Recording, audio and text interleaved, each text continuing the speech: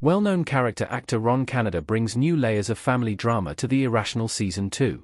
Canada plays Eli Mercer, the father of Jesse L. Martin's protagonist Alec Mercer. It's not the first time the pair have worked together, either. Canada and Martin previously collaborated on an episode of Law and Order called Bottomless, Season 18, Episode 4. Canada is known for his work on that show as well as on projects including The West Wing, Wedding Crashers, and The Shield. The Irrational is loosely based on the life of behavioral economist Dan Orely, and informed by his 2008 non-fiction book Predictably Irrational, The Hidden Forces That Shape Our Decisions. The series' protagonist, Alec Mercer, is similar to Orely in that he offers his considerable expertise up to governments and other organizations and corporations. The series makes new creative steps by highlighting the personal and professional dramas of its characters, as seen in this The Irrational Episode 10 clip, and Canada makes the most of that as Eli Mercer. Screen Rant's Rachel Forch interviews Ron Canada about his work on The Irrational. While Canada didn't weigh in on Eli's potential return, he did speak to his history with Jesse L. Martin and the lasting impact of his collaboration with the actor on Law and Order. Canada also shared his well-informed perspective on what makes a successful character actor and TV guest star. Ron Canada shares his history with Jesse L. Martin and talks working on The Irrational. I knew I could trust him on camera. Ron Canada: No. There's a very well-received Law and Order episode called Bottomless, and if you can get a hold of it, I highly recommend it. It's during the Epatha Murkison period of the show, when Jesse was partnered up with Jeremy Sisto. We worked together on the episode that week, and we had a couple of pretty good scenes together. And, of course, Jesse was already famous for originating the character in Rent, the super successful musical, so certainly the fame is well deserved.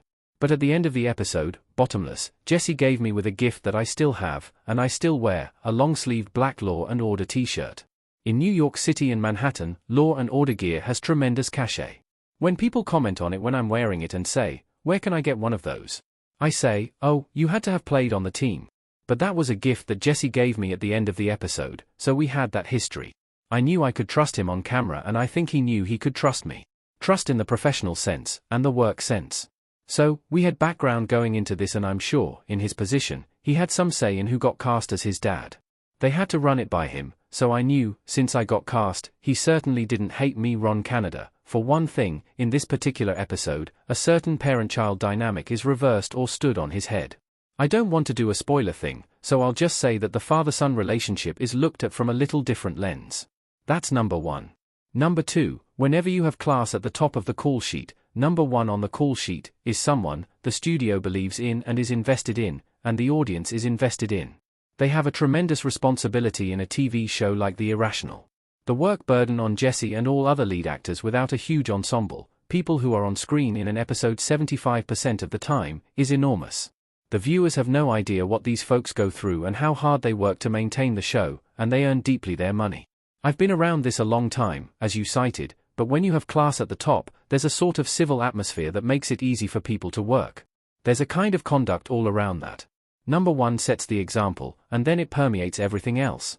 And that was here. It's not just successful TV, but successful TV with class at the top.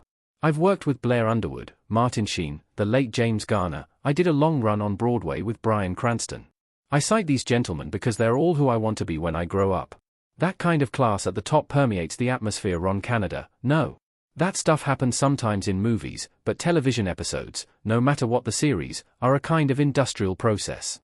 When you get hired as a guest star, you're brought in as the acting department. You show up on the set combat ready. You are supposed to read the script and answer those questions and supply that background because there's really, literally, no time in the process of producing series television for, well, what is my motivation here, and how long have we known each other? You come with all of that based on your experience in film and television and, most importantly, all the plays that you've read and done and directed. You bring all of those skills learned in rehearsals and plays all over the country and theaters large and small. You bring all of that to the set, and that's why you see a pretty consistent cadre of character actors across American TV over decades, the people who know and who come in and assist the stars of the series in creating the world of the series and making shots. In television, we shoot 7.5 pages of script every day on an average day, and some days, it's 8.5 pages. Everybody has to come prepared and ready on time and get it done, and there's no time for indulgence of the actors in working out things. That attention must be paid to the star, the person whose face is on the billboard, and is number one on the call sheet. They have earned that latitude, and my job is to come in, be proficient, and help that person make shots and tell the story.